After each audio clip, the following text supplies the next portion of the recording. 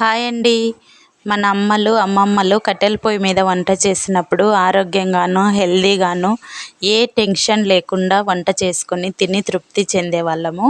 కానీ గ్యాసులు వచ్చిన తర్వాత ఏంటంటే ఆరోగ్యం పోగొట్టుకున్నాము. ఈజీ ప్రాసెస్ కనుక్కున్నాము కానీ హెల్త్ సరిగ్గా ఉండట్లేదు. అలాగే ఎక్కడో కాదు, మా నంద్యాల దగ్గర చాపరేవులు అనే ఊర్లో వంట చేస్తుండగా గ్యాస్ సిలిండర్ పేలి ఇద్దరు అక్కడికక్కడే స్పాట్లోనే చనిపోయారు. ఆ ఇంట్లో 8 మందికి తీవ్ర గాయాలయ్యాయంట. జాగ్రత్త ఫ్రెండ్స్, ప్రాణం చాలా విలువైనది. వంట చేసేటప్పుడు గ్యాస్ దగ్గర అప్రమత్తంగా ఉండండి, చాలా జాగ్రత్తగా ఉండండి. వంట అయిపోయిన వెంటనే గ్యాస్ సిలిండర్ దగ్గర మెయిన్ బంద్ చేయటానికి ట్రై చేయండి. అయినా వంట గురించి ఏం చెప్పలేదు కదా.